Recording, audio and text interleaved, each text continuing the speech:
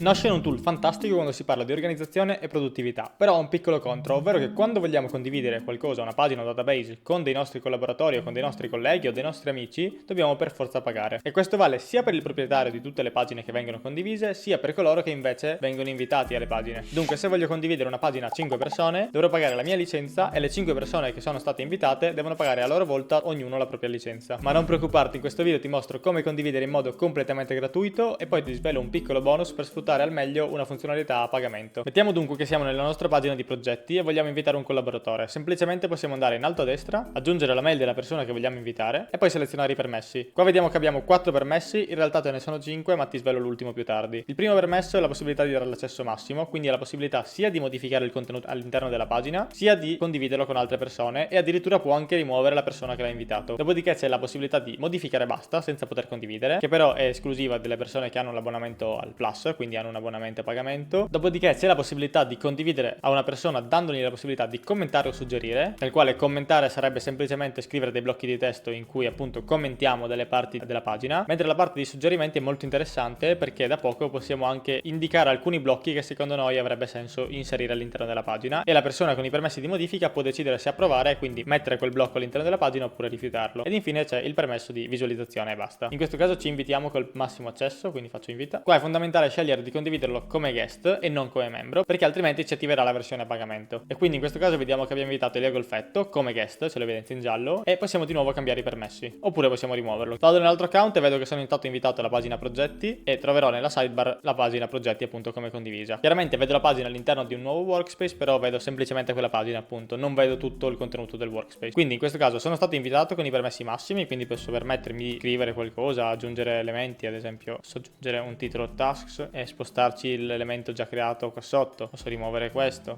posso fare quello che voglio, oppure posso anche condividere ad altre persone e come dicevo prima posso anche rimuovere il creatore della pagina. La cosa figa è che una volta che vengo aggiunto ad una pagina posso accedere a tutte le pagine sottostanti, quindi in questo caso tasks è un'altra pagina a cui posso entrare che è una tabella, un database con dentro altre sottopagine che posso aprire e posso visualizzare e chiaramente non solo visualizzare ma posso anche modificare, posso aggiungerci test, immagini, tutto quello che voglio come per la pagina di prima. Ora torno alla pagina principale e mi autorimuovo. Tornando all'account in quegli accessi vediamo una casistica invece un po' diversa. Se entro all'interno di tasks e quindi ad esempio ho un progetto in cui lavoro con un collaboratore esterno, una grafica esterna, voglio condividergli soltanto un task ma non tutti gli altri, perché essendo un'esterna non voglio che veda tutti i tasks all'interno di quel progetto ma solo quelli in cui lei è coinvolta. Quindi posso tranquillamente entrare dentro la pagina in che mi interessa, quindi in questo caso task 2, fare condividi, aggiungerla, in questo caso rimetto la mail di prima però chiaramente mi sono rimosso dalla tabella progetti e qua posso di nuovo decidere con che permessi invitarlo. In questo caso se lo invito, come prima mi chiede se voglio invitarlo come membro o come guest, ma mettiamo come guest e poi andiamo a vedere chi c'è dalla pagina precedente, quindi in questo caso tasks, e addirittura se ci vado sopra mi dice che ha accesso alla pagina progetti, che è quella che sta ancora sopra tasks, oppure chi è stato aggiunto solo a questa pagina. Se ricambio account vedo che sono stato invitato a un progetto, lo vedrò qua tra i condivisi task 2, non vedo più progetti, vedo che nei breadcrumbs qua in alto non c'è tutto il percorso, quindi non c'è la parte dei progetti, non c'è la parte di tasks, ma solo task 2. Ovviamente all'interno però trovo il task della grafica che c'è, è una sottopagina, perché come dicevo prima posso vedere tutto quello che sta sotto, non posso vedere chiaramente quello che sta sopra. In questo caso appunto la grafica vedrà solo il suo materiale e non anche gli altri tasks all'interno del progetto. Ultimo bonus che ti do molto interessante, che è una funzione a pagamento però è qualcosa di un po' più avanzato, è il fatto che se entro all'interno di un database e non una pagina con un database come questa, ma entro proprio all'interno di un database, di una pagina database, posso decidere di fare share e in questo caso aggiungendo qualcuno posso decidere di cambiare i permessi con un permesso in più, ovvero può modificare il contenuto. Come dicevo è un elemento plus, devi avere per forza l'abbonamento, però è sufficiente che lo abbia la persona che condivide la pagina e la cosa figa è che le persone che vengono invitate con questo permesso possono modificare i contenuti della tabella, quindi aggiungere nuove pagine, però non possono modificare le viste del database, modificare le proprietà del database, non possono fare nessuna modifica impattante, quindi noi creiamo la struttura e loro completano solo con i dati, senza che ci sia il rischio che eliminino qualcosa di fondamentale. Se ti sono stato utile e ti interessano altri video puoi iscriverti al canale o altrimenti semplicemente ci vediamo al prossimo video.